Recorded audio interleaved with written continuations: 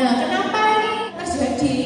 Karena di dunia teknologi, jadi saya dari sisi IT dan orang tua ya. Jadi sebenarnya role saya ada satu, sebagai Google Developer Expert saya harus mensosialisasikan AI dan manfaat dan fungsinya. Tapi dari sisi kedua saya juga dosen dan saya juga harus melihat dampak teknologi ini ke pembelajaran. Saya juga guru ngajar di ekskul komputer di SMA, SMP, dan itu juga sebuah sudut pandang kedua. Ketiga sebagai orang tua sendiri ya. Jadi dari sisi teknologi IT mungkin malah saya menyuruh anak-anak, terutama anak digital bisnis ya, kalian bikin shorts. Kenapa? Karena bikin shorts itu orang-orang yang lagi ini loh, biasanya yang lagi santai-santai. Kalau di Jakarta kan ada LRT. Di luar negeri banyak orang itu yang suka nonton short karena dia itu tidak mau berpikir kompleks. Jadi dia sedang nunggu transportasi umum, dia nganggur, terus dia lihat shorts yang biasanya ada subtitle, lalu pendek-pendek. Jadi bukan membebani harus berpikir berat dan penuh konsentrasi.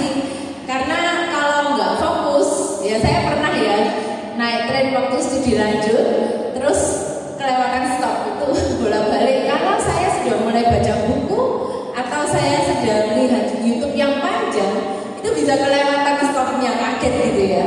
Tempat perhentian bis atau trennya kelewatan gara-gara terlalu fokus. Jadi memang shorts ini awal mulanya dibangun untuk orang-orang yang butuh informasi tapi dia sibuk, punya waktu sebentar aja, terus dia butuh informasi. Nah, memang dari sisi IT itu kita mengembangkan teknologi shorts supaya bisa memfasilitasi orang-orang itu.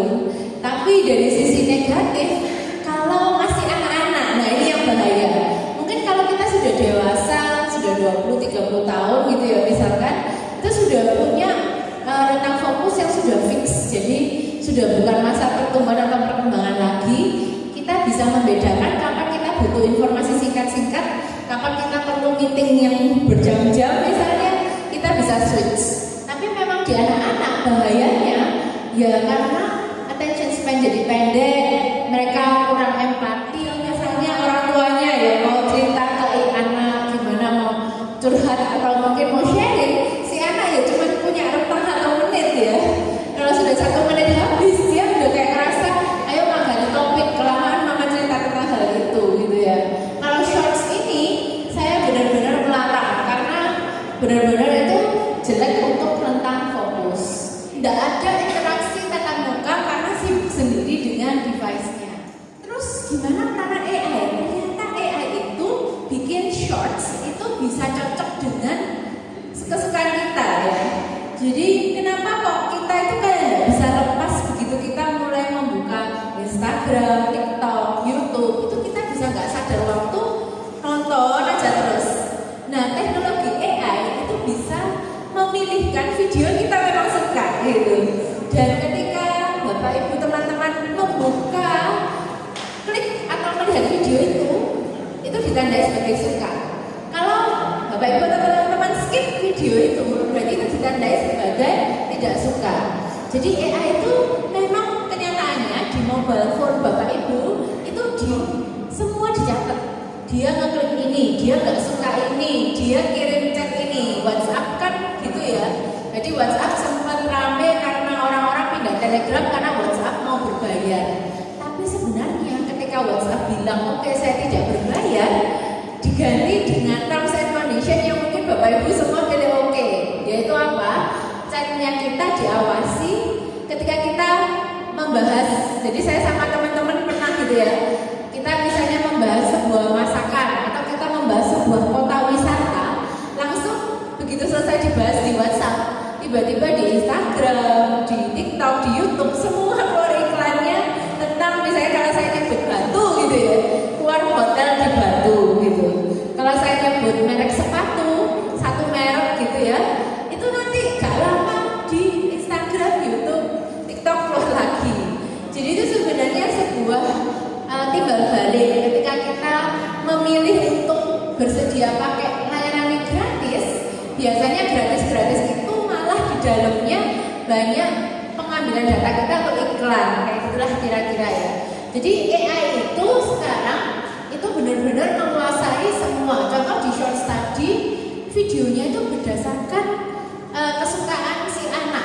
Jadi dia kalau suka karakter anak saya Tyler and Snowy, ya udah itu Tyler and Snowy akan keluar terus gitu ya. Dan video-video serupa yang memang topiknya sama. Nah, AI ini ada dua sisi. Jadi tadi yang disampaikan Romo Hugo juga, AI itu bisa jadi pedang bermata dua.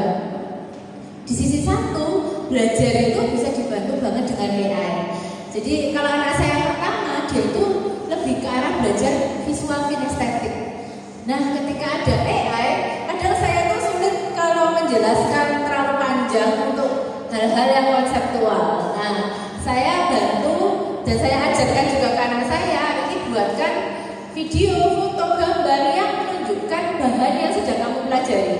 Jadi dari buku buku textbook yang tulisan aja 2 halaman, tinggal difoto, jepret-jepret, langsung keluar penjelasan video, audio, bahkan kayak ala-ala podcast itu juga bisa.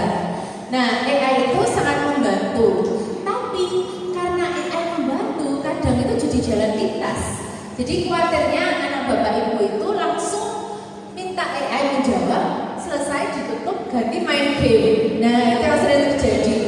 Mahasiswa saya itu juga dulu itu mereka kalau saya suruh bikin game, mereka itu nambah-nambah efek macam-macam. Ini kalau disenggol bisa keluar itemnya, ini kalau kita lari nanti bisa terbang kayak gitu. Tapi yang anak zaman sekarang mereka itu sukanya minimalis. Jadi pokoknya kriteria minimum saya untuk dapat A itu harus kerja apa gitu.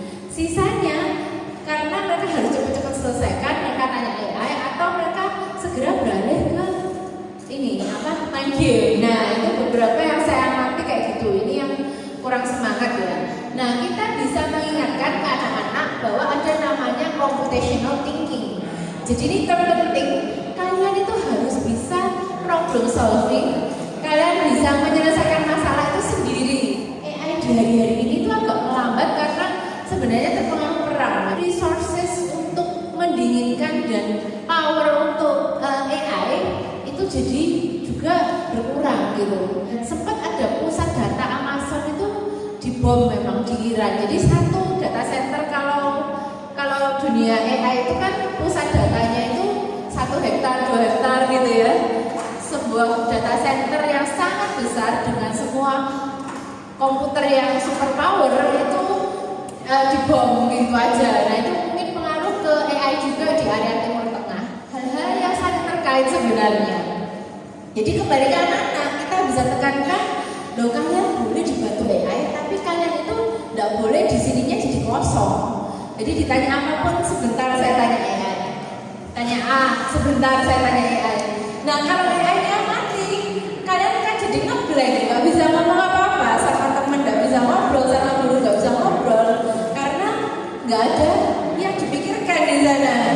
Jadi tetap kita boleh pakai AI, tapi AI itu membantu kita problem solving. Jadi kalau ada materi pembelajaran, kita harus bisa baca sendiri, pikirkan, mungkin boleh dicoret-coret, digambar, di kertas. Ini penyelesaiannya seperti apa?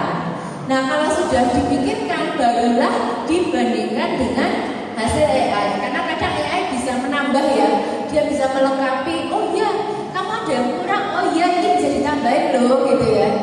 Dan computational thinking ini yang jadi penting ketika si anak juga terlalu banyak main game. Jadi game dan gadget ini beserta AI itu benar-benar memang sekarang sangat berpengaruh. Terutama karena AI bisa menyelesaikan tugas dengan cepat. Akibatnya mereka juga semakin nyandu di gadget karena tugas-tugas pembelajaran mereka sudah dibantu AI. Nah, jadi itu masalah. Harus ada kemandirian kognitif ya. Jadi si anak harus tetap mandiri secara kognitif untuk berpikir. Nah, ini sangat penting. Jadi AI cuma untuk motor belajar, bukan untuk kecurangan. Dan kejujuran itu nomor 1. Nah, ini juga saya biasanya sampaikan di training-training guru.